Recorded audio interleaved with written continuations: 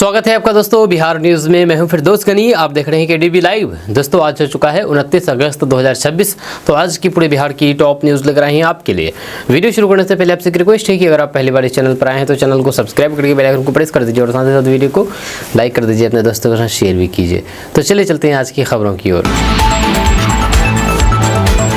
नेपाल में भारी बारिश के बाद गंगा गंडक कोसी का जलस्तर बढ़ा, बाढ़ की आशंका। दरअसल बात है कि नेपाल के जलग्रहण क्षेत्र में लगातार हो रही भारी बारिश की वजह से गंगा गंडक कोसी और बूढ़ी गंडक समेत कई नदियों का जलस्तर बढ़ गया है, जिससे बिहार के सीमावर्ती और फिर निचले इलाकों में बाढ़ जैसी स्थिति उत्पन्न होने की आशंका जताई गई है। एक अधिकारी ने ये जानकारी दी है। निचले इलाकों के लोगों को सुरक्षित जगहों पर पहुंचाया गया है। संबंधित विभाग अलर्ट मोड पर है।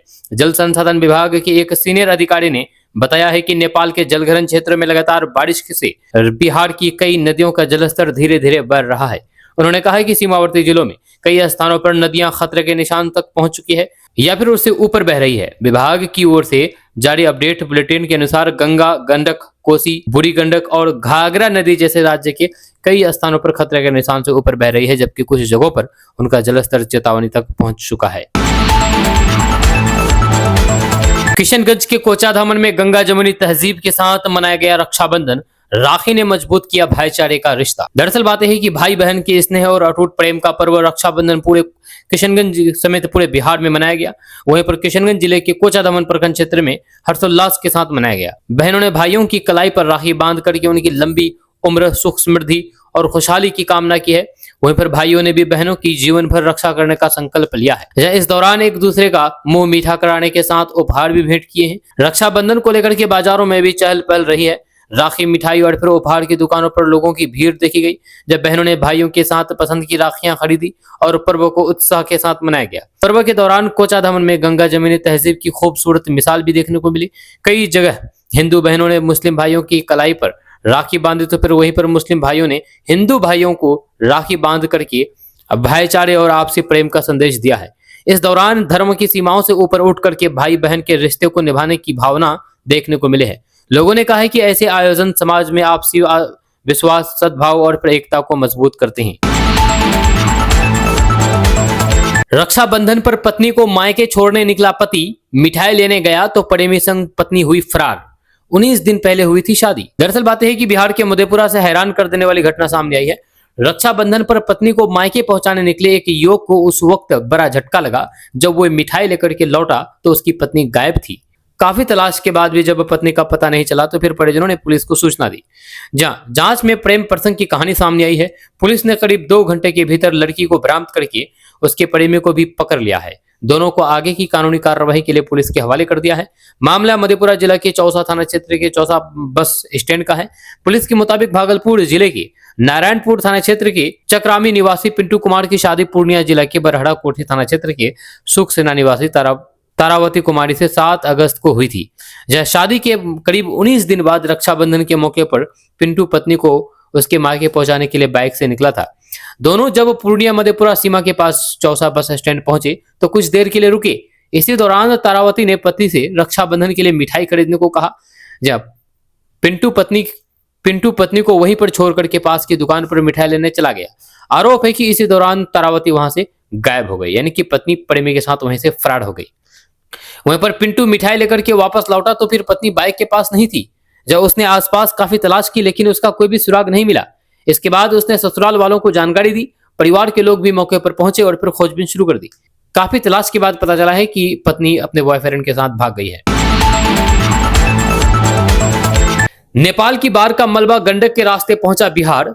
सोनपुर में दिखा डरावने वाला मंजर। दरअसल बात है कि गंडक नदी में शुक्रवार को अचानक ऐसा नजारा दिखा जिसे देख करके सोनपुर के लोग हैरान रह गए। तेज धार के साथ नदी में लकड़ियां, टीन, फर्नीचर, गैस सिलेंडर और फिर घर दुकानों का सामान बहता नजर आया। जब बताया जा रहा है कि यह मलबा नेपाल में आई भीषण बाढ़ के बाद गंडक के रास्ते बिहार पहुंचा है। नदी में बहते सामान की मात्रा इतनी ज्यादा थी कि सुबह से शाम तक लोग किनारे खड़े होकर के देखते रहे। जब नेपाल में बुधवार को आई भीषण बाढ़ ने बड़े इलाके में भारी नुकसान पहुंचाया है। जब अब वहां का मलबा गंडक नदी के पानी के साथ बिहार की तरफ पहुंच रहा है। आज सुबह लोगों ने नदी के अंदर कई तरह की चीजें बहती दिखी, जिसमें टूटी लकड़ियां, टीन, घरों का सामान और निर्माण से जुड़े मलबा शामिल था। तेज बहाव में बहती इन चीजों ने नेपाल में हुई तबाही की तस्वीर सामने ला दी है। जब वहीं पर सोनपुर में पुरानी गंडक पुल और फिर नमामि गंगे घाट के आसपास नदी का नजारा सबसे ज्यादा डराने वाला रहा, जब पानी के साथ टूटे मकानों, दुकानों और दूसरी जगहों का मलबा लगातार आगे बढ़ रहा था। स्थानीय लोगों के मुताबिक मलबे के बीच इंसानों और फिर जानवरों के शव भी दिखाई दिए, जब लोगों में गाय, भैंस, बकरी, कुत्ते और फिर कई सारे जानवर होने की बात कही है। छठ दशहरा में बेंगलुरु से घर लौटना होगा आसान, बिहार के यात्रियों के लिए हमसफर एक्सप्रेस में बढ़ेगी एसी बर्थ। दरअसल बात यह है कि पटना और बेंगलुरु के बीच सफर करने वाले यात्रियों के लिए रेलवे की ओर से राहत भरी खबर सामने आई है। पटना बेंगलुरु हमसफर एक्सप्रेस में अतिरिक्त एसी कोच की सुविधा मिलने से यात्रियों को कंफर्म टिकट मिलने की उम्मीद बढ़ गई है। इस निर्णय का सीधा लाभ आरा जंक्शन से ट्रेन पकड़ने और फिर उतरने वाले यात्रियों को भी मिलेगा। जहां आरा मुख्यालय समेत पूरे भोजपुर जिले के लिए ये खबर इसलिए भी महत्वपूर्ण है क्योंकि बड़ी संख्या में यहाँ की छात्र छात्राएं उच्च शिक्षा के लिए बेंगलुरु का रुख करते हैं। जब बेंगलुरु देश का प्रमुख शिक्षा एवं आईटी हब होने के कारण भोजपुर के कई परिवारों के बच्चे वहां पर इंजीनियरिंग, मैनेजमेंट, कंप्यूटर सहित विभिन्न व्यावसायिक पाठ्यक्रमों की पढ़ाई कर रहे हैं। या वहीं पर जिले की बड़ी संख्या में युवा बेंगलुरु की आईटी और फिर अन्य निजी कंपनियों में नौकरी भी करते हैं। पनीर पर देश भर में लग सकता है बैन, FSSAI ने सख्ती की तैयारी। दरअसल बात यह है कि अगर आप पनीर से बनी चीजें खाना पसंद करते हैं या फिर होटल और रेस्टोरेंट में पनीर की डिश ऑर्डर करते हैं तो फिर इससे जुड़ी एक अहम खबर सामने आई है। देश में एनालॉग पनीर के इस्तेमाल को लेकर के खाद्य सुरक्षा से जुड़ी चिंताएं बढ़ रही है, जब कई राज्यों में ऐसे उत्पादों को लेकर के कार्रवाई हो चुकी है और अब केंद्र स्तर पर भी इस मामले में बड़ा कदम उठाए जाने की संभावना जताई जा रही है। जब भारतीय खाद्य सुरक्षा और फिर मानक प्राधिकरण यानी कि FSSAI इस मामले को गंभीरता से देख रहा है। FSSAI के CEO राजित पुनहानी ने के अनुसार एनालॉग पनीर का मुद्दा अब केवल कुछ राज्यों तक सीमित नहीं है बल्कि ये पूरे देश से जुड़ा विषय बन गया है। ऐसे में इसके इस्तेमाल पर व्यापक स्तर पर रोक लगाने की दिशा में आगे कदम उठाया जा सकता है। रक्षाबंधन पर अचानक पटना के रोशन आनंद ने किया ऐलान, जाने क्यों दान करेंगे अपनी आधी संपत्ति। दरअसल बात यह है कि पटना ज्ञान बिंदु GS एकेडमी के डायरेक्टर रोशन आनंद ने रक्षाबंधन के अवसर पर बड़ा ऐलान कर दिया है। उन्होंने कहा है कि वे अपनी पैतृक संपत्ति का 50% हिस्सा बिहार की शिक्षा व्यवस्था में सुधार और छात्रों के हित में दान करेंगे। उन्होंने कहा है कि यह फैसला अपने समाज सेवी भाई प्रिंस यादव की इच्छा और फिर उनकी स्मृति को ध्यान में रखते हुए लिया गया है। यह संस्थान में पहली बार रक्षाबंधन का त्यौहार धूमधाम से मनाया गया। इस अवसर पर बिहार के विभिन्न जिलों से पहुंची छात्राओं के लिए विशेष आयोजन किया गया। छात्राओं के लिए 84 प्रकार के व्यंजनों के स्टॉल लगाए गए थे। वहीं पर रोशन आनंद सर ने कहा कि उनके भाई प्रिंस यादव समाज सेवी थे और फिर समाज सेवा के क्षेत्र में लगातार काम करते थे। उनकी सोच को आगे बढ़ाने के लिए वे अपने पैतृक संपत्ति का 50% हिस्सा बिहार की शिक्षा व्यवस्था और फिर बिहार की बहनों यानी कि छात्राओं के लिए दान करेंगे। उन्होंने कहा कि इस पहल का उद्देश्य शिक्षा व्यवस्था को बेहतर बनाना और छात्रों को बेहतर शैक्षणिक व्यवस्था देना। 30 अगस्त से उत्तर बिहार में झमाझम बारिश, मुजफ्फरपुर, सीतामढ़ी समेत 10 जिलों में भारी बारिश के आसार। दरअसल बात है कि उत्तर बिहार के जिलों में आने वाले दिनों में मौसम का मिजाज बदलने वाला है। डॉक्टर राजेंद्र प्रसाद केंद्रीय कृषि विश्वविद्यालय पूसा के ग्रामीण कृषि मौसम सेवा केंद्र और फिर भारत मौसम विज्ञान केंद्र के पूर्वानुमान के अनुसार 29 अगस्त से 2 सितंबर के बीच क्षेत्र में बादलों की आवाजाही बनी रहेगी, जब वहीं पर 30 अगस्त से 1 सितंबर के बीच बारिश की गतिविधि में तेजी आने की संभावना है। मौसम विभाग के अनुसार पूर्वानुमान अवधि के अधिकांश दिनों में आसमान में हल्के से मध्यम बादल छाए रहेंगे। 30 अगस्त से 1 सितंबर के बीच उत्तर बिहार के कई जिलों में हल्की से मध्यम बारिश होने का अनुमान है।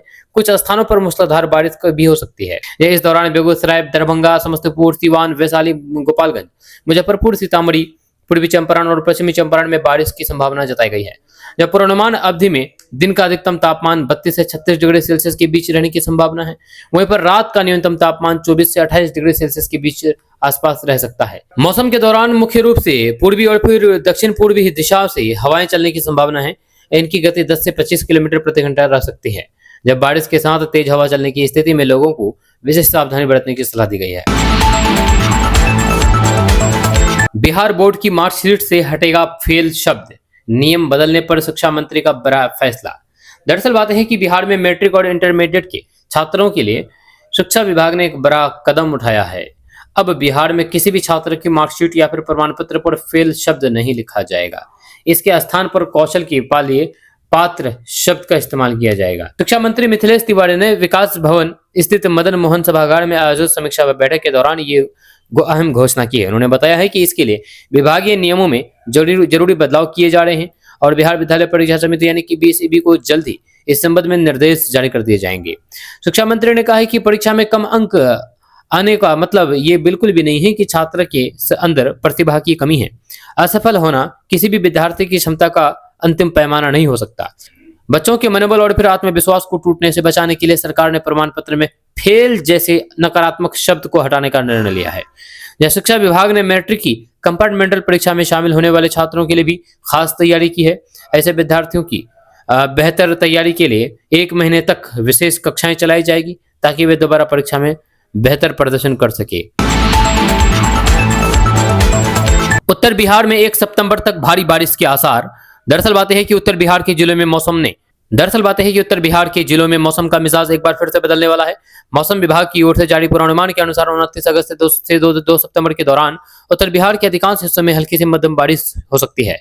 वहीं पर इस दौरान 30 अगस्त से 1 सितंबर के बीच बेगूसराय, दरभंगा, समस्तीपुर, सिवान, वैशाली, गोपालगंज, मुजफ्फरपुर, सीतामढ़ी, पूर्वी चंपारण, पश्चिमी चंपारण जिलों के अनेक स्थानों पर हल्की से मध्यम तो फिर कुछ स्थानों पर भारी बारिश की संभावना जताई गई है। वहीं पर कल के मौसम के बारे में अगर बात किया जाए तो कल भारी उमस और फिर चिलचिलाती गर्मी के बीच दोपहर के समय मुजफ्फरपुर शहर और फिर आसपास के ग्रामीण इलाकों में भारी लगभग आधे घंटे तक तेज बारिश हुई। इस दौरान शहर में 1 से 1.5 किलोमीटर के दायरे में मौसम का अलग अलग रूप देखने को मिला। यही हाल किशनगंज, अररिया, पूर्णिया, कटिहार और भागलपुर, मधेपुरा का भी है। गिले शिकवे भूल करके रक्षाबंधन पर साथ दिखे तेज प्रताप तेजस्वी। दिल्ली में मीसा भारती के घर जुटा लालू परिवार। दरअसल बातें हैं कि राज्य सुप्रीमो लालू प्रसाद यादव के दोनों पुत्र तेज प्रताप यादव और तेजस्वी यादव गिले शिकवे भूल करके रक्षाबंधन पर एक साथ दिखे। जब ये संयोग नहीं, दिल्ली में बड़ी बहन मीसा भारती के सरकारी आवास पर बनी है। जी आपको बता दें कि वहां पर जुटी बहनों से राजद के कार्यकारी अध्यक्ष तेजस्वी यादव और फिर जनशक्ति जनता दल के राष्ट्रीय अध्यक्ष तेज प्रताप यादव ने राखी बंधवाई है। एक्स पर तस्वीरें भी शेयर की गई है। सिंगापुर में रह रही रोहिणी आचार्य को छोड़ करके तस्वीरों में बचे हुए सभी 6 बहनें यानी कि मीसा भारती, चंदा, रागिनी, हेमा, अनुष्का, राजलक्ष्मी अपने दोनों भाइयों के साथ दिख रही है। इस सुखद क्षण वाले ग्रुप फोटो में पूर्व मुख्यमंत्री राबड़ी देवी भी है। तेज प्रताप यादव ने लिखा है कि समय बदल जाता है, हम बड़े हो जाते हैं, लेकिन भाई बहन का प्यार और फिर बचपन की यादें हमेशा दिल में जीवित रहती है। दूसरी ओर जदयू के राष्ट्रीय अध्यक्ष और पूर्व मुख्यमंत्री नीतीश कुमार ने रक्षाबंधन और फिर वृक्ष सुरक्षा दिवस के मौके पर वृक्ष को राखी बांध दी है। उन्होंने रक्षाबंधन पर प्रदेशवासियों को बधाई एवं शुभकामनाएं भी दी है। नौकरी की तलाश कर रहे युवाओं के लिए बड़ी खबर, 31 अगस्त को जॉब कैंप। दरअसल बातें हैं कि बिहार शरीफ जिले में रोजगार की तलाश कर रहे युवाओं के लिए अच्छी खबर सामने आई है। जिला नियोजनालय नालंदा की ओर से 31 अगस्त को संयुक्त श्रम भवन जिला नियोजनालय बिहार शरीफ में 1 दिवसीय जॉब कैंप का आयोजन किया जाएगा। युवा रोजगार एवं कौशल विकास विभाग बिहार सरकार के निर्देश पर आयोजित इस कैंप में निजी कंपनी रेडर सिक्योरिटी की ओर से 100 पदों पर भर्ती की जाएगी। ऐसे में अगर आप भी बेरोजगार है तो यहाँ पर आकर के अपना रोजगार पा सकते हैं। आंदोलन से निपटना ही मेरा काम, अहमदाबाद में कार्यक्रम के दौरान बोले अमित शाह। दरअसल बात है कि केंद्रीय गृह मंत्री अमित शाह ने देश में हो रहे विभिन्न प्रकार के आंदोलन को लेकर के कहा कि इससे निपटना उनका काम है। देश की बड़ी समस्या सुलझाने की जिम्मेदारी उन्हें मिली है, लेकिन उनके साथ ही ये काम भी उनका ही है। जहां लोग रह रहे हों वहां जल भराव जैसी समस्या ना हो। उन्होंने कहा है कि अगली बार वोट मांगने से पहले जल भराव की समस्या ठीक हो जाएगी। ये फरमा क्षेत्र के लोगों से संवाद कर रहे थे। अब देश भर में सस्ते होंगे प्याज, क्योंकि कांदा एक्सप्रेस पहुंच गई दिल्ली। 35 रुपए किलो मिलेंगे प्याज। दरअसल बात है कि दिल्ली सहित पूरे देश में बढ़ती प्याज की कीमतों के बीच केंद्र सरकार ने आम लोगों को राहत देने के लिए बफर स्टॉक से प्याज की रियायती बिक्री शुरू कर दी है। जब महाराष्ट्र के नासिक से प्याज लेकर के चली कांदा एक्सप्रेस शुक्रवार को दिल्ली के कई इलाकों में पहुंची, बिहार में भी पहुंची। जब सरकार इस प्याज को 35 रुपए प्रति किलो की दर से बेच रही है, वहीं पर दिल्ली के खुले बाजारों में प्याज की कीमत कई जगह पर 60 से 70 रुपए प्रति किलो तक पहुंच गई है। यही हाल बिहार के सभी जिलों में भी है। अगर आप किशनगंज, अररिया, पूर्णिया, कटिहार या फिर किसी भी क्षेत्र से रहते हैं तो आपके लिए भी यही हाल है। आप भी 70 रुपए किलो तक प्याज खरीद रहे हैं। इसके मुकाबले केंद्र सरकार ने अपने बफर स्टॉक का प्याज 35 रुपए किलो बेचने का फैसला किया है। इसका खुदरा बिक्री एनसीसीएफ और फिर केंद्रीय भंडार के लिए की जा रही है। केंद्रीय उपभोक्ता मामले विभाग के सचिव निधि खरे ने 27 अगस्त को कृषि भवन में एनसीसीएफ और फिर नाफेड की ओर से की मोबाइल वैन को हरी झंडी दिखा करके इस बिक्री की शुरुआत की थी। पहले दिन करीब 400 किलो प्याज की बिक्री हुई है। पटना के पास बन रहा 1.5 गुना बड़ा शहर, 66 लाख लोगों के रहने की जगह, हर तरह की सुविधा होगी। दरअसल बात यह है कि बिहार की राजधानी पटना के पास पाटलिपुत्र सैटेलाइट टाउनशिप प्रोजेक्ट के जरिए एक नया शहर विकसित किया जा रहा है। इसका आकार मौजूदा पटना से भी 1.5 गुना ज्यादा होगा। वहीं पर पटना नगर निगम क्षेत्र से ये टाउनशिप 3 गुना बड़ी होगी। जी हाँ, इसमें 66 लाख लोगों की आबादी रह सकेगी, या उनके लिए स्कूल, अस्पताल, sport hub, mall complex, park, multi modal hub जैसी सभी तरीके की सुविधाएं विकसित की जाएगी। नगर विकास एवं आवास विभाग ने पाटलिपुत्र टाउनशिप के प्रारूप प्रकाशन कर दिया है। इस पर लोगों से 30 सितंबर तक आपत्ति और फिर सुझाव मांगे गए हैं। मौजूदा पटना में पटना नगर निगम क्षेत्र, दानापुर नगर परिषद, खगोल नगर परिषद, फुलवाड़ी नगर परिषद और फिर संपतचक नगर परिषद शामिल है। इनका कुल क्षेत्र पर लगभग 54,000 एकड़ है, जिसमें पटना नगर निगम का क्षेत्रफल 26,902 एकड़। वहीं पर पटना के दक्षिण की तरफ विकसित होने वाली पाटलिपुत्र टाउनशिप का कुल क्षेत्रफल 81,730 एकड़ रखा गया है। यानी कि पटना नगर निगम दानापुर, खगोल, फुलवाड़ी और संपतचक को मिलाकर के जितना एरिया है, उससे भी 1.5 गुना ज्यादा बड़ा पाटलिपुत्र सैटेलाइट शहर होगा।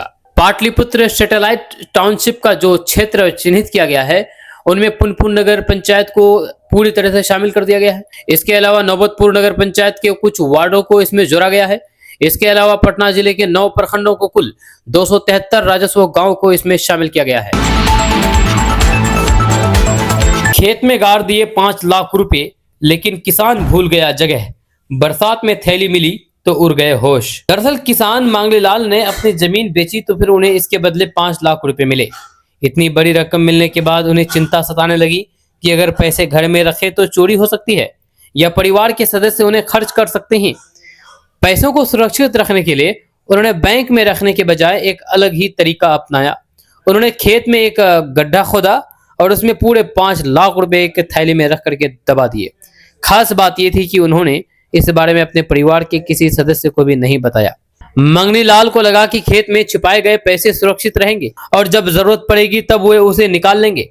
कुछ समय बाद घर में एक कमरा बनवाने के लिए पैसों की जरूरत पड़ी, तब किसान को अपने खेत में छिपा करके रखी रकम को याद आई। किसान को वह जगह याद नहीं रही जहां पर उन्होंने पैसे दबाए थे। उन्होंने खेत में काफी तलाश की, कई जगह मिट्टी खोदी, लेकिन पैसे नहीं मिले। काफी कोशिश के बाद भी जब थैली का पता नहीं चला तो उन्हें लगा कि शायद रकम हमेशा के लिए खो गई है। समय बीतता गया, फिर बरसात का मौसम आया और खेत में बुआई का काम शुरू हुआ। खेती के दौरान अचानक जमीन से वह थैली बाहर निकल गई। थैली देख करके किसान को उम्मीद जगी कि शायद उनके 5 लाख रुपए वापस मिल गए हैं, लेकिन जैसे ही उन्होंने थैली खोली तो उनके होश उड़ गए। अंदर रखे 500 रुपए के नोटों को दीमक काफी हद तक खा चुकी थी। थैली में रकम के बजाय नोटों के बचे हुए टुकड़े नजर आ रहे थे। जिस पैसे को चोरी से बचाने के लिए किसान ने जमीन में दबाया था, वही पैसा जमीन के अंदर पड़े पड़े खराब हो गए, टुकड़े टुकड़े हो गए। यह घटना एक बड़ी सीख भी देती है कि नकदी को छिपा करके रखना उसे सुरक्षित रखने का भरोसेमंद तरीका नहीं है। खास करके जमीन में दबाए गए कागजी नोट नमी, कीड़े मकोड़े और फिर दीमक से खराब हो सकते हैं। इसमें सीख यह है कि पैसा कमाना जितना मुश्किल है, उसे सुरक्षित रखना भी उतना ही जरूरी है। डर या जल्दबाजी में पैसे छिपाने के बजाय सुरक्षित और उचित माध्यम का इस्तेमाल करना बेहतर होता है। प्रशांत किशोर का बड़ा कारनामा, बैठक में बुला लिए बिहार के टॉप अधिकारी। दरअसल बात यह है कि पटना की बांकीपुर सीट से उपचुनाव जीत करके जनसुराज के इकलौते विधायक बने प्रशांत किशोर की सीनियर प्रशासनिक अधिकारियों के साथ बैठक के सियासी गलियारों में जोरदार चर्चा हो रही है। अब इस पर प्रशांत किशोर ने खुद ही सफाई देते हुए प्रतिक्रिया दी है। उन्होंने कहा है कि वे ये स्पष्ट करना चाहते हैं कि जो भी सरकार के सीनियर पदाधिकारी उनसे मिले हैं, इसमें कोई भी डर या औरा की बात नहीं है। ये उनका बड़प्पन है कि उन्होंने समय दिया है। प्रशांत किशोर ने कहा है कि बांकीपुर की जो समस्या है उसे लेकर के हमने उनसे बात की है। मीडिया वाले दिखा रहे हैं कि प्रशांत किशोर बहुत बड़े आदमी हैं, इसकी वजह से इतने बड़े बड़े अधिकारी मिल रहे हैं, लेकिन ऐसी कोई बात नहीं है। मैं उनका धन्यवाद कर रहा हूं कि जो सीनियर पदाधिकारी हैं उन्होंने समय निकाल करके बात की है। जरूरत इस बात की है कि बांकीपुर की समस्या का निदान हो, लोगों का काम हो। आपको बता दूं कि जनसुराज पार्टी के संस्थापक प्रशांत किशोर ने आगे कहा कि ये कोई वन अपमैनशिप वाली लड़ाई नहीं है। चाहे चीफ सेक्रेटरी के यहाँ जाना हो या थानेदार के यहाँ जाना हो, हमको वहां जाने में कोई दिक्कत नहीं है। बांकीपुर के लोगों का काम होना चाहिए। चीफ सेक्रेटरी के यहाँ जाना पड़ा तो उनसे समय लेकर के गए, और जरूरत पड़ेगी तो फिर थाने में भी जाएंगे या फिर उसके नीचे के दफ्तर में भी जाएंगे। इसमें कोई बड़ा छोटा नहीं होता है। आपको बता दूं कि पटना में प्रशांत किशोर के सीनियर अधिकारियों के साथ बैठक हुई। इस बैठक में चीफ सेक्रेटरी प्रत्यय अमृत, डीजीपी विनय कुमार, परिवहन विभाग के एवं नगर विकास विभाग के सचिव स्तर के अधिकारी और फिर पटना नगर निगम के कमिश्नर मौजूद रहे। एक तरफ सत्ता पक्ष विपक्ष के विधायकों की अक्सर शिकायत रहती है कि अधिकारी उनकी बात नहीं सुनते हैं। दूसरी तरफ नए नए विधायक बने प्रशांत किशोर की बड़े बड़े अधिकारियों के साथ बैठक की तस्वीर कुछ अलग कहानी नजर आती है। टॉप अधिकारियों के साथ हुई बैठक को राजनीतिक गलियारों में प्रशांत किशोर के बढ़ते राजनीतिक हैसियत के तौर पर देखा जा रहा है। पढ़ाई से नौकरी तक पूरा इकोसिस्टम बना रहे हैं खान सर। रक्षाबंधन पर अनाथ आश्रम खोलने का ऐलान। दरअसल बात है कि पटना के मशहूर कोचिंग टीचर फैजल खान उर्फ खान सर कैंसर अस्पताल के बाद अब अनाथ आश्रम खोलने जा रहे हैं। रक्षाबंधन के मौके पर उन्होंने ये घोषणा की है। खान सर ने पटना के एसके मेमोरियल हॉल में रक्षाबंधन पर्व मनाया। इस दौरान बड़ी संख्या में छात्राओं ने उन्हें राखी बांधी, जिससे उनकी कलाई पूरी तरह से भर गई। खान सर ने कहा है कि पिछले साल रक्षाबंधन पर ही उन्होंने कैंसर अस्पताल खोलने का ऐलान किया था। इस रक्षाबंधन वे अनाथ आश्रम खोलने की घोषणा कर रहे हैं, जब बच्चों के लिए पूरा इकोसिस्टम तैयार किया जा रहा है। खान सर ने मीडिया से बातचीत करते हुए कहा है कि उनका कैंसर अस्पताल बनकर के तैयार हो गया है। बीच में 2-3 महीने के लिए थोड़ा वे डिस्टर्ब हुए थे, जिससे काम अटक गया था। अब उन्होंने कहा है कि अगले 2 से 2.5 महीने के भीतर उनका अस्पताल शुरू हो जाएगा। डॉक्टरों से बात चल रही है। खान सर ने कहा है कि मेरी कोई बहन नहीं है, जिस वजह से बहुत अफसोस होता है। जिस बहन का भाई नहीं है तो फिर उसे कितना दुख होता होगा। सोचिए, अगर जिस बच्चे का परिवार में कोई नहीं होता हो तो फिर उसे कितना ज्यादा दुख होता होगा। इसलिए ऐसे बच्चों के लिए हम अनाथ आश्रम खोलने जा रहे हैं। बिहार की इन बेटियों को मिलेंगे 50-50 हजार रुपए। 1.5 लाख छात्रों के खाते में आएगी राशि, सरकार ने दी मंजूरी। दरअसल बात है कि बिहार की ग्रेजुएशन पास छात्रों के लिए बड़ी खुशखबरी है। मुख्यमंत्री कन्या उत्थान योजना के तहत पात्र छात्रों को जल्द ही प्रोत्साहन राशि मिलने वाली है। जब बिहार के वित्त विभाग ने योजना के लिए जरूरी राशि मंजूरी दे दी है। इस फैसले से बिहार के अलग अलग विश्वविद्यालयों की करीब 1.5 लाख छात्रों को सीधा फायदा मिलेगा। यह राशि उनके बैंक खाते में सीधे भेजी जाएगी। मुख्यमंत्री कन्या उत्थान योजना के तहत स्नातक पास प्रत्येक पात्र छात्रों को 50,000 रुपए की प्रोत्साहन राशि दी जाती है। इस बार भी रकम सीधे छात्रों के बैंक खाते में ट्रांसफर की जाएगी। राशि भेजने के लिए डायरेक्ट बेनिफिट ट्रांसफर यानी कि डीबीटी का इस्तेमाल होगा। इससे भुगतान की प्रक्रिया पारदर्शी रहेगी। छात्रों को राशि लेने के लिए किसी सरकारी कार्यालय के चक्कर नहीं लगाने पड़ेंगे। उच्च शिक्षा विभाग ने दिसंबर 2025 तक उपलब्ध छात्रों के डेटा का सत्यापन पूरा कर लिया है। सत्यापन के बाद करीब 1.5 लाख छात्राएं प्रोत्साहन राशि के लिए पात्र पाई गई है। वित्त विभाग की मंजूरी के बाद राशि जारी करने की प्रक्रिया आगे बढ़ाई जा रही है। इससे पात्र छात्रों के खाते में जल्द ही पैसे आने की उम्मीद है। पीएम किसान सम्मान निधि योजना, 3 लाख फर्जी किसानों से होगी वसूली। कृषि विभाग ने पुलिस को सौंपी लिस्ट। दरअसल बात है कि प्रधानमंत्री किसान सम्मान निधि योजना में 60 करोड़ से अधिक गबन मामले में साइबर थाने में एक अज्ञात आरोपित पर केस दर्ज करने के बाद जनपद में खलबली मच गई है। पुलिस को 3 लाख से अधिक अपात्रों के नाम की लिस्ट भी सौंपी गई है। जब लिस्ट में सबसे ज्यादा अपात्र कुंडा तहसील के हैं और तथा 60% बाहरी है। अब गलत ढंग से सरकारी पैसे हजम करने के आरोपों को किसान सम्मान निधि लौटानी होगी। इस प्रकरण की जांच आर्थिक अपराध अनुसंधान शाखा को मिल सकती है। बड़ा आर्थिक अपराध होने के कारण इस पर सभी की नजर बनी हुई है। प्रधानमंत्री किसान सम्मान निधि योजना में गड़बड़ी की जांच के दौरान सामने आया है कि 3,18,846 अपात्र लाभार्थियों की लिस्ट में सबसे अधिक नाम कुंडा तहसील के हैं। जहां लिस्ट में शामिल करीब 60% लाभार्थी जिले के बाहर के हैं। इसमें दूसरे जिलों के लोगों का भी नाम शामिल है। बिहार वासियों के लिए बड़ी खबर, तेल मिल खोल करके शुरू करे अपना कारोबार। बिहार सरकार देगी 33% तक अनुदान। आवेदन की पूरी जानकारी जान ले। दरअसल बात यह है कि तेल मिल स्थापित करके स्वरोजगार के साथ अपनी आमदनी बनाने का अवसर किसानों और फिर उद्यमियों को मिलने जा रहा है। राष्ट्रीय खाद्य तिलहन मिशन के तहत जहानाबाद जिले में तेल प्रसंस्करण यूनिट स्थापित करने की योजना शुरू की गई है। इसके लिए इच्छुक आवेदकों को से ऑनलाइन आवेदन मांगे गए हैं। आवेदन की प्रक्रिया 15 अगस्त से शुरू हो चुकी है और 15 सितंबर तक आवेदन किया जा सकता है। आवेदन के लिए जरूरी दस्तावेजों के बारे में अगर बात की जाए तो ऑनलाइन आवेदन के दौरान आवेदक को परियोजना की विस्तृत कार्य योजना यानी कि डीपीआर, आधार कार्ड, बैंक खाते का विवरण, बैंक ऋण स्वीकृति से संबंधित कागजात और संस्था का पंजीकरण प्रमाण पत्र अपलोड करना होगा। विभाग की ओर से आवेदन की जांच के बाद पात्र आवेदकों के नियमानुसार योजना का लाभ दिया जाएगा। आवेदकों को आवेदन से पहले परियोजना से संबंधित सभी शर्तों और पात्रता की अच्छी जानकारी से जांच लेनी चाहिए। छात्र आंदोलन। 6 साल के आदित्य के परिजनों ने पुलिस पर लगाए गंभीर आरोप। बच्चे की सुरक्षा को लेकर के सहम है परिवार। दरअसल बात है कि बिहार में शिक्षक भर्ती और फिर प्रतियोगी परीक्षा से जुड़े मुद्दे को लेकर के चल रहे छात्र आंदोलन के बीच 6 वर्षीय आदित्य कुमार का मामला लगातार चर्चा में है। प्रदर्शन के दौरान तिरंगा लेकर के पहुंचे आदित्य के विवाद सवालों का वीडियो सोशल मीडिया पर तेजी से वायरल हुआ था, जब उसके माता पिता प्रदर्शन के दौरान हुई घटनाओं को लेकर के पुलिस पर गंभीर आरोप लगाए हैं। आदित्य के पिता रंजीत कुमार ने बताया है कि घटना के बाद उन्हें और उनकी पत्नी मुन्नी कुमारी को पुलिस थाने ले गई थी, जब उनका दावा है कि दोनों को करीब 7 घंटे तक थाने में रखा गया। रंजीत कुमार ने आरोप लगाया है कि थाने के अंदर उनकी और फिर उनकी पत्नी के साथ मारपीट भी की गई। उन्होंने बताया है कि पुलिस की कार्रवाई उस समय शुरू हुई जब आदित्य प्रदर्शन के दौरान पुलिस से सवाल कर रहा था। आदित्य ने कथित तौर पर एक घायल छात्र को देख करके पुलिस से सवाल किया था कि उसका सिर क्यों फोड़ा गया। जब रंजीत के अनुसार इसी बात को लेकर के पुलिस ने बच्चे को अपने साथ ले गया।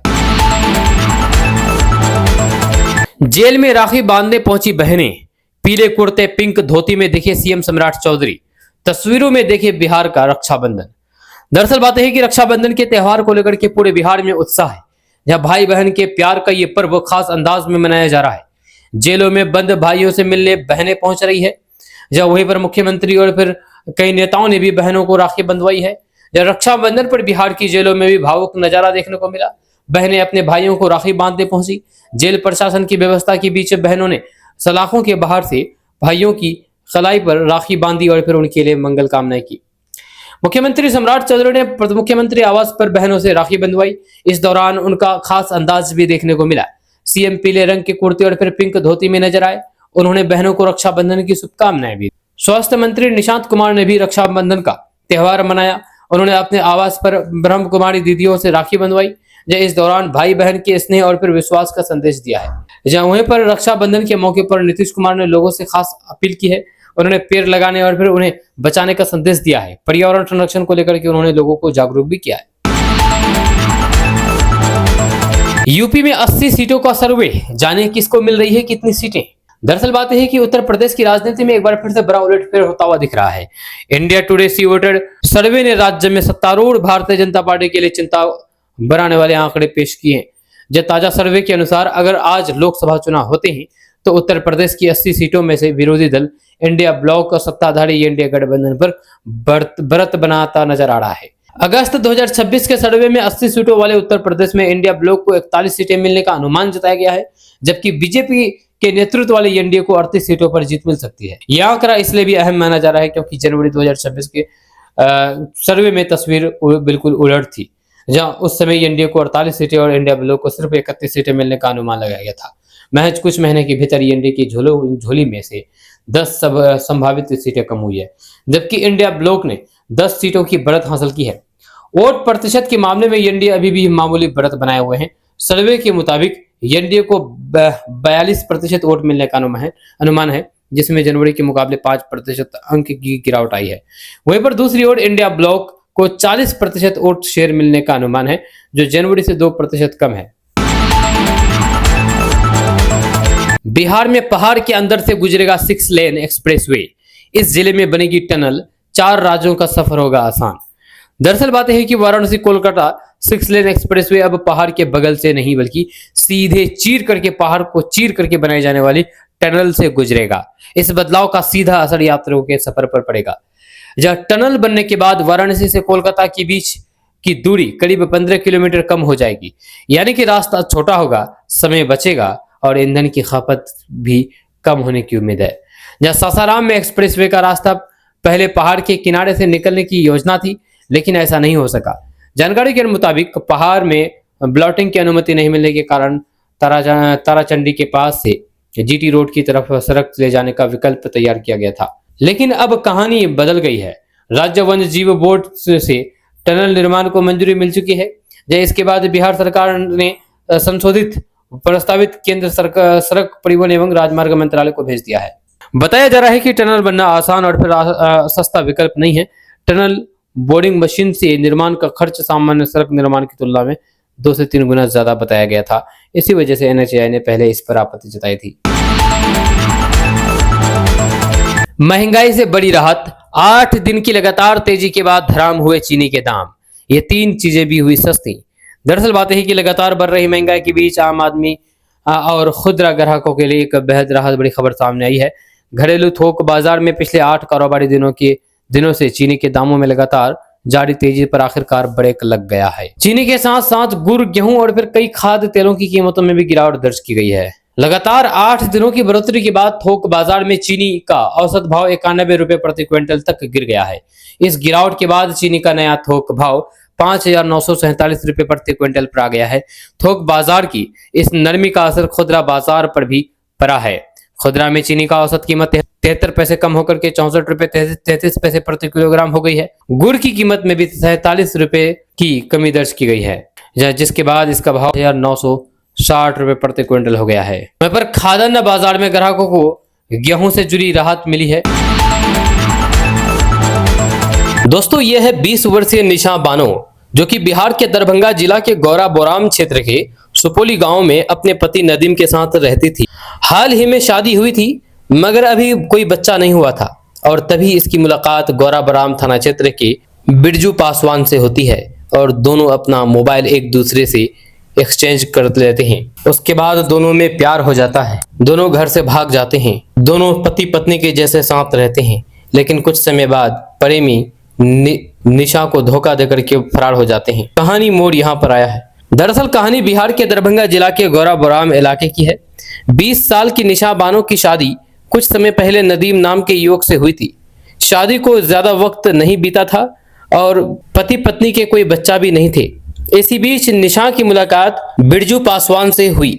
दोनों के बीच बातचीत शुरू हुई और धीरे धीरे ये सिलसिला मोबाइल कॉल, ऑडियो कॉल और वीडियो कॉल तक पहुंच गया। दोस्तों, वीडियो शुरू करने से पहले बताना चाहेंगे कि घर बनाने से लेकर के बिजली और प्लम्बिंग के हर सामान के लिए आइए केबी लाइट्स, लाइन मस्जिद रोड, किशनगंज में। यहाँ पर बाथ फिटिंग, सभी तरह के lights, hardware, switch board, fan, cooler, door lock और हैंडल, साथ ही साथ प्लम्बिंग और RR कंपनी के सभी तरह के सामान यहाँ पर उपलब्ध है।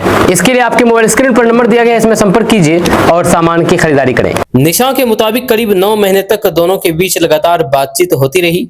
इसी दौरान बिरजू पासवान ने निशा को शादी का भरोसा दिलाया। उसने कहा कि अगर निशा अपने पति को छोड़ करके उसके साथ आ जाए तो वे उसे खुश रखेगा और शादी के बाद किसी तरह की परेशानी नहीं होने देगा। निशा के सामने जब अलग अलग धर्म का सवाल आया तो बिरजू ने कहा कि वह सब कुछ संभाल लेगा। निशा का दावा है कि इन बातों पर भरोसा करके उसने अपने पति का घर छोड़ने का फैसला कर लिया।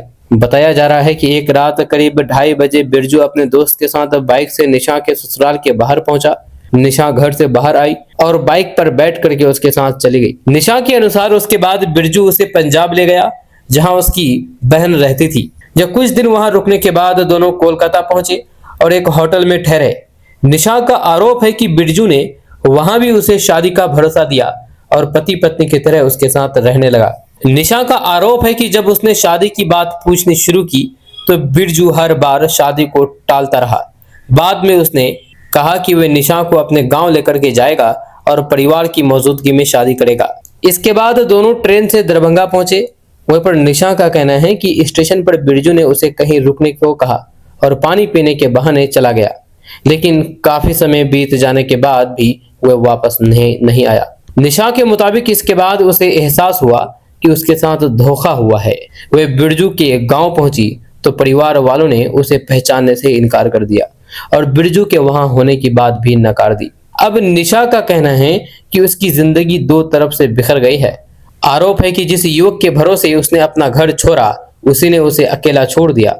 वहीं पर उसके मुताबिक पति भी अब उसे वापस रखने के लिए तैयार नहीं है और मायके वालों ने भी उससे रिश्ता तोड़ लिया है। वहीं पर स्थानीय पत्रकार से बातचीत के दौरान निशा फूट फूट करके रोती दिखाई दी है, जब वह दूसरी लड़कियों से अपील करते हुए कहती है कि उसकी तरह किसी के बहकावे में आकर के घर से भागने का फैसला ना करें। मेरी तरह अगर आप भी घर छोड़ करके किसी के कहने पर जाते हैं तो संभल जाइए, नहीं तो आपके साथ भी इसी तरह के हादसे हो सकते हैं और आपकी भी जिंदगी पूरी तरह से बर्बाद हो सकती है। निशा अब अपनी कहानी के जरिए दूसरी लड़कियों को सावधान करना चाहती है किसी के वादे पर अपनी जिंदगी का इतना बड़ा फैसला लेने से पहले परिवार और भविष्य के बारे में जरूर सोचें। यह है अर्चना भारती। इनकी शादी 26 जनवरी 2025 को अजय सिंह के साथ हुई थी। पति अजय सिंह का आरोप है कि शादी के बाद उन्होंने अपनी पत्नी की पढ़ाई लिखाई में पूरी मदद की। बड़ी मुश्किल से परिस्थितियों के बावजूद उसे आगे बढ़ाया। इसी मेहनत के बाद अर्चना का बिहार पुलिस में चयन हो गया, लेकिन नौकरी लगने के बाद अर्चना ने अपने पति को छोड़ दिया और अपने प्रेमी के साथ फरार हो गई। अब पति पुलिस के पास पहुंचा है और अपनी पत्नी को वापस लाने तथा मामले में कार्रवाई की मांग कर रहे हैं। मामला बिहार के रोहतास जिला के डालमिया नगर थाना क्षेत्र के प्रयाग बिघा का है। अजय सिंह के मुताबिक शादी के शुरुआती करीब 6 महीने तक दोनों की जिंदगी सामान्य चल रही थी। अर्चना अपने पति और ससुराल वालों के साथ रह रही थी। अजय का कहना है कि पत्नी के भविष्य को देखते हुए उन्होंने उसकी पढ़ाई में पूरा सहयोग किया। पढ़ाई पूरी करने और प्रतियोगी परीक्षा की तैयारी में भी उन्होंने अपनी पत्नी का साथ दिया। इसी दौरान अर्चना का बिहार पुलिस में चयन हो गया, लेकिन पति का दावा है कि नौकरी लगने के बाद रिश्ते में दूरी बढ़ने लगी। अगर आप भी अपने घर या फिर ऑफिस को देना चाहते हैं शानदार लुक, तो किशनगंज पश्चिम पाली लक्स डेकोर आ जाइए। यहाँ पर हर तरीके का इंटीरियर के लिए सामान मिलेगा, जैसे PVC panel, WPC lovers, premium plywood, laminates, gypsum boards, fall ceiling का पूरा सामान और कई शानदार इंटीरियर प्रोडक्ट्स। खरीदने के लिए आपके मोबाइल स्क्रीन पर कॉन्टेक्ट नंबर दिया गया है, इसमें संपर्क कीजिए और अपने घर और ऑफिस को सजाइए। अजय सिंह ने पुलिस को दी अपनी शिकायत में आरोप लगाया है कि उनकी पत्नी का डेहरी के गांधीनगर निवासी विवेक नाम के युवक के साथ पहले से प्रेम संबंध था। उनका कहना है कि परिवार के लोगों ने अर्चना को प्रेमी के साथ मोबाइल पर चैट करते हुए पहले भी पकड़ा था। उस समय परिवार ने दोनों को समझाया था। अजय के मुताबिक अर्चना ने आगे ऐसा कुछ नहीं करने का भरोसा भी दिया था और मामला किसी तरह शांत हो गया। लेकिन कुछ समय बाद पति के मुताबिक वे दिन आया जिसने पूरे परिवार को परेशान कर दिया। अजय का आरोप है कि 3 जुलाई 2026 को अर्चना अपने प्रेमी के साथ ससुराल से चली गई। पति ने यह भी आरोप लगाया है कि घर से जाते समय वे शादी में मिले आभूषण और नकदी भी साथ में लेकर गई। वहीं पर पत्नी के अचानक चले जाने के बाद अजय सिंह ने डालमिया नगर थाना में लिखित शिकायत दर्ज कराई और पुलिस से मामले में कार्रवाई की गुहार लगाई। अब पुलिस इस पूरे मामले की जांच कर रही है। पुलिस ये पता लगाने की कोशिश कर रही है कि अर्चना किन परिस्थितियों में घर से गई, वे किसके साथ गई और पति की ओर से लगाए गए आरोपों में कितनी सच्चाई है। हालांकि इस मामले में अर्चना भारती और उनके प्रेमी का पक्ष अभी सामने नहीं आया है। अजय सिंह की शिकायत ने एक भावनात्मक सवाल खड़ा कर दिया है कि जिस पत्नी के भविष्य के लिए पति ने पढ़ाई से लेकर के नौकरी तक उसका साथ दिया, अगर वही पत्नी आज उसके साथ नहीं है तो आखिर इस रिश्ते में ऐसा क्या बदल गया। अब इस कहानी का सच क्या है, इसका जवाब पुलिस की जांच और अर्चना भारती के सामने आने के बाद ही मिल पाएगा।